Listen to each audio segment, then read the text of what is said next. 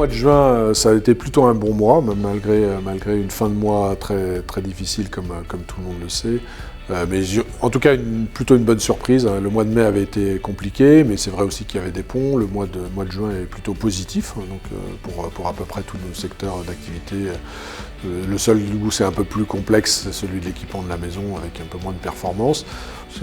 Aujourd'hui, c'est un mois où on termine à plus 6,5%, donc c'est bien. Je pense qu'il faut savoir se satisfaire des bons moments.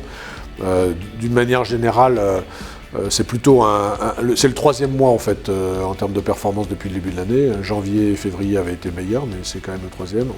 Entre les deux, on avait quand même une inflexion d'activité, donc un semestre qui se termine correctement.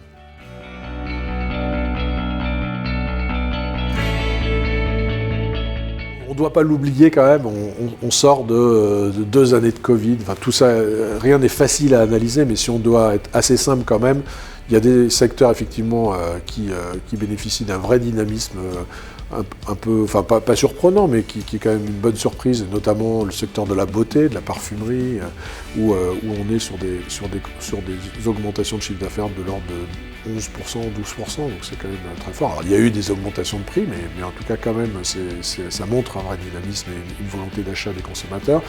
Ça c'est à l'extrémité de la courbe. Et de l'autre côté, alors on parle beaucoup de l'habillement aujourd'hui avec des difficultés d'enseigne, donc je ne vais pas revenir sur ce secteur-là, il est toujours en souffrance avec des performances moyennes, certains acteurs plutôt discount s'en sortent bien, ou premium aussi, et puis au milieu le mass market a plus de difficultés suite au problème de pouvoir d'achat des consommateurs. Puis il y a un secteur qui est l'équipement de la maison qui est en ce moment en difficulté. Alors c'est vrai qu'il a connu de bonnes périodes Covid, on a tous passé du temps, on a tous fait du bricolage, de la jardinerie, etc.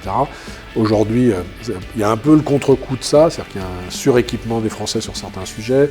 Il y a aussi le fait que comme les Français ont peur pour leur pouvoir d'achat, ils ont plutôt tendance à reporter les gros investissements, la cuisine, le bricolage, etc. Et donc du coup, il y a une baisse depuis le début du semestre de l'activité maison par rapport à l'année dernière. Et donc ça, c'est un sujet qu'il faudra suivre dans les mois qui viennent pour voir si c'est provisoire ou plus durable par rapport à cette activité.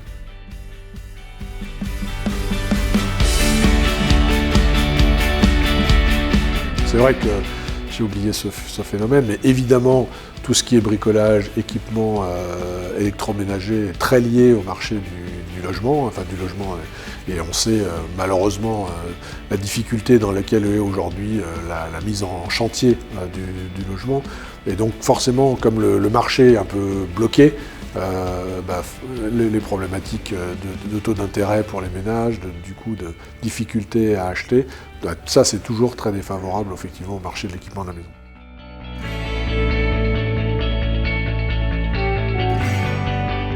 Au début de l'année, elle était plutôt revenue à des niveaux, on va dire, corrects, c'est-à-dire assez proches de 2019.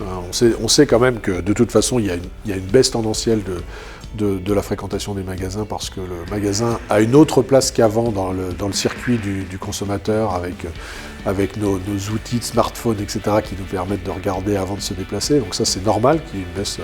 Bon, le Covid avait fait plonger la conso. En début 2022, on était plutôt revenu à 2023, on était plutôt revenu à des volumes de fréquentation importants. On voit, difficile à expliquer, on verra, que cette situation se dégrade au fil des mois depuis le début de l'année, avec un mois de juin qui a aussi été impacté par des phénomènes, un mois de mai où il y a eu des ponts, donc est-ce que ça va se maintenir? Mais en tout cas, si on regarde les tendances pour l'instant, on est plutôt malheureusement dans une baisse de fréquentation mois par mois depuis entre janvier et juin.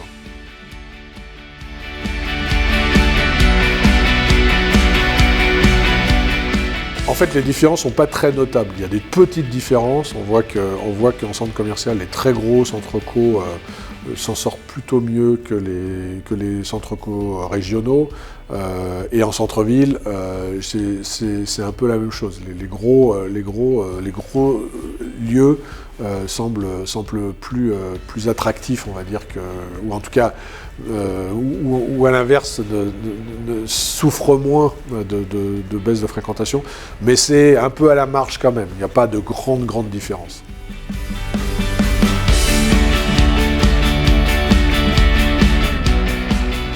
Sur les autres crises, je ne vais pas me prononcer parce qu'en fait, malheureusement, les dernières années nous ont habitués à être prudents sur ce qu'on n'a pas pu prévoir. Donc, toute chose égale par ailleurs, indépendamment de ce qui pourrait se passer en Ukraine ou en Chine ou ailleurs ou sur d'autres sujets, espérons qu'on pourra en tout cas échapper aux sujets de nature sociale, en fait, des mouvements sociaux.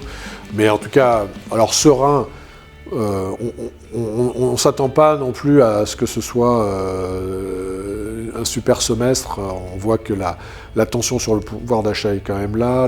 La problématique de la baisse d'inflation va être lente, donc les prix vont quand même rester élevés.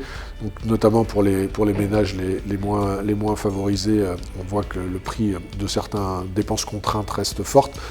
Il est probable que ça s'améliore sur 2024, mais 2023, probablement, ça va être très tendu, avec quand même une baisse de consommation globale sur l'année. Bon, toute l'idée, c'est de s'assurer que ça ne génère pas trop de difficultés sur la rentabilité des entreprises, compte tenu du fait qu'on a besoin de faire des gros investissements pour transformer le modèle, décarboner, investir sur l'isolation thermique des bâtiments, etc. Donc là, il y a une inquiétude.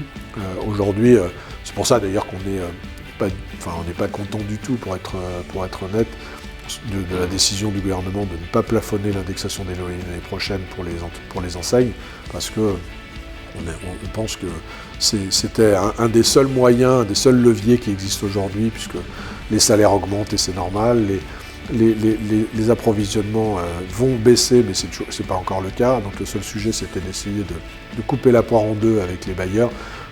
Il n'en a pas été décidé ainsi. Et là, pour le coup, on est préoccupé parce que, évidemment, 2 augmentations de suite de 6 ou 7%, ça fera à la fin, c'est assez facile, 12 ou 13% d'augmentation de loyer sur 2 ans. Ça ne pourra pas être supporté sans fermeture de magasins. Donc c'est un peu idiot et c'est pas une bonne réponse pour nous à la situation de difficulté dans laquelle on est et qui ne peut pas être résumée, même si c'est très important, aux enseignes qui sont déjà mis en redressement.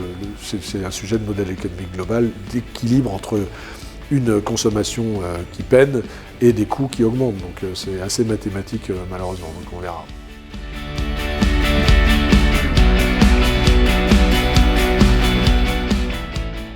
Les points de vigilance, je dirais que ils ne changent pas en fait, ces points de vigilance. D'une part, avoir un message positif. Ce qui est vrai, c'est que c'est complexe. C'est pas non plus la fin de la consommation. On voit que quand la consommation baisse, elle baisse de 0,2%. On n'est pas non plus sur du moins 20. Donc ça, c'est quand même un sujet qu'il faut avoir en tête. C'est-à-dire qu'il y a la place pour toujours faire du commerce aujourd'hui. Bon, et évidemment, il y a le lieu dans lequel on fait ce commerce. C'est-à-dire que le sujet sur lequel il faut vraiment regarder, c'est quel est le besoin des consommateurs dans le produit que vous imaginez de vendre, quoi. En fait, quel est l'état de la concurrence, quelles sont les évolutions démographiques, à quel type de population, à quel âge vous adressez. Est-ce que c'est plutôt des seniors et on sait qu'il y en aura de plus en plus, ou est-ce que c'est des enfants et on sait qu'il y en a malheureusement de moins en moins. Deuxième point, avoir un modèle économique où vous avez des marges de manœuvre. C'est-à-dire qu'il ne faut pas que tout soit... il faut pas que tout doive être au vert pour que ça fonctionne. Donc il faut se dire que le chiffre d'affaires qu'on a prévu, il peut être 10% ou 20% plus bas. Il faut se dire que l'énergie va être durablement élevée en termes de prix. Même si l'inflation n'augmente pas, les prix vont rester élevés. Il faut se dire que les salaires, pour être performants, il faut avoir des équipes motivées. Donc les coûts de salariaux vont pas baisser. Et une fois qu'on a tout ça, il faut se dire... si j'ai prévu de faire 100 de chiffre d'affaires, ben, si je fais 80, est-ce que ça passe quand même? Si je fais 85, est-ce que ça passe quand même? Et donc d'être très prudent sur la négociation de mon bail, la taille, la surface de ce que j'occupe, parce que tout ça, ça pèse sur le modèle durablement. Et donc, si on n'a aucune, comme c'est des coûts fixes, il faut être en capacité de supporter ponctuellement ou plus durablement des mauvais moments à passer pour pouvoir encore être là 5 ans plus tard, parce que c'est ça quand même l'objectif.